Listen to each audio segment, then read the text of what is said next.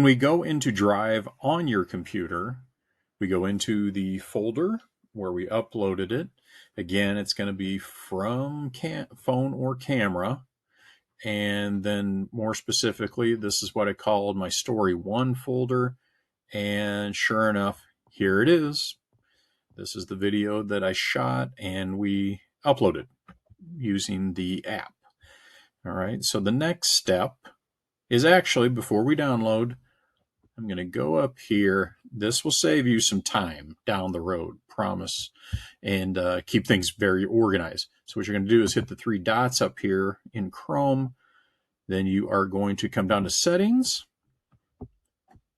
go over here to Downloads, and make sure, like where it says ask where to save each file before downloading, that is selected, that is active, because what that's going to help you do is, otherwise it's going to automatically just go to your downloads folder.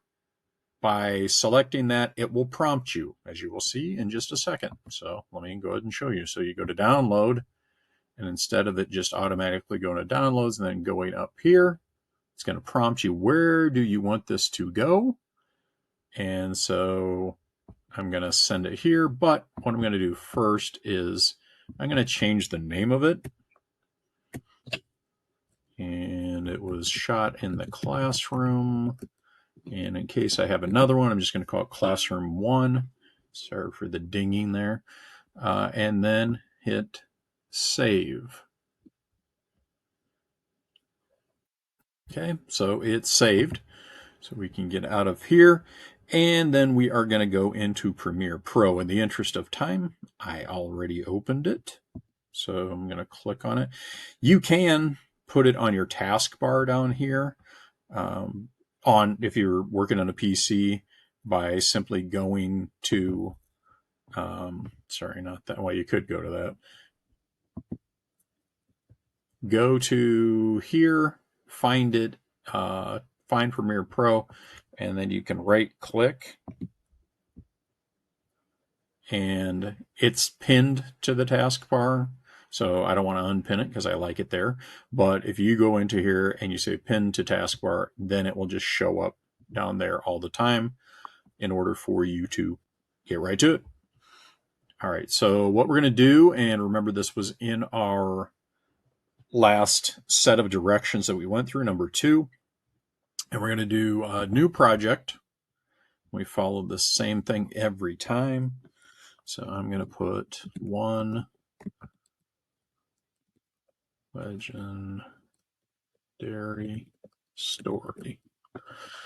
Okay, and I don't want it there, so I'm going to have to choose my location. And I want it in,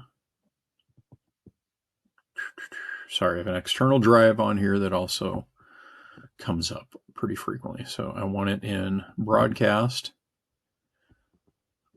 And then I'm just going to put it in story 1. And I'm not going to put it in imports or exports. I'm just going to save it like this, and it's going to show up in that folder. Okay. Last thing here, template. You do not want the first one, broadcast template project. That's something that Adobe Premiere Pro just automatically has in here. But what we do want is the second one, Night's News Project Starter. So click on that.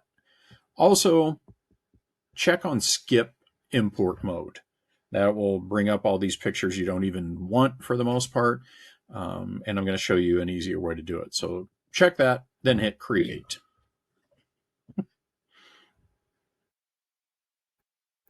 And when Premiere does open up for you, you want to make sure when you go to Window, Workspaces, and it's all panels.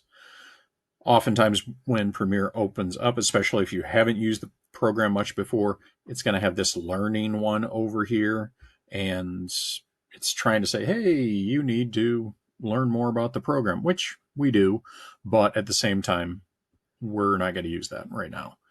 Okay, so now we want to import the video because that is the next logical step to getting to where we edit our story.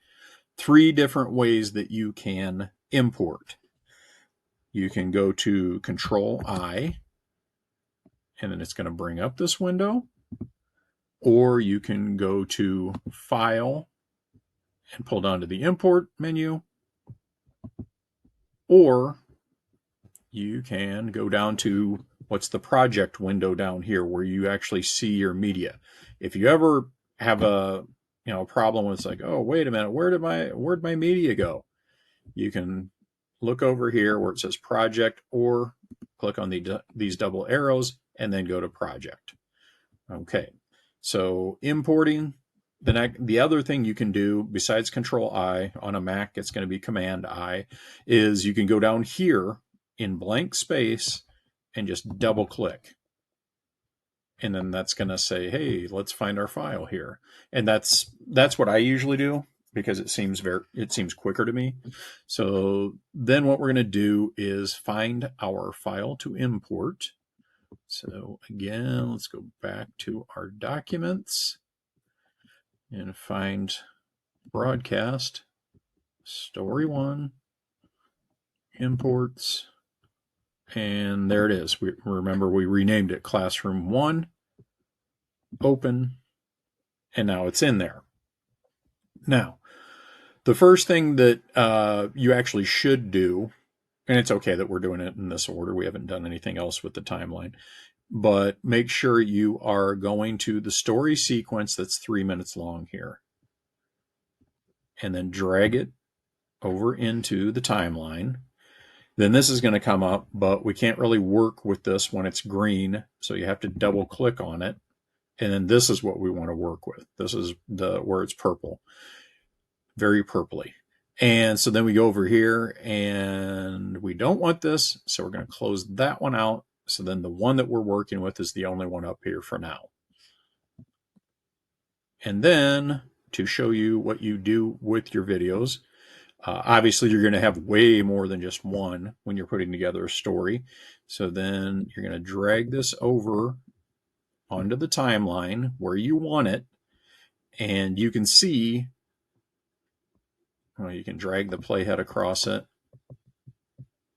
And as you're doing that, you can see it registering over there that sound is coming out. You can also see the waveforms down there.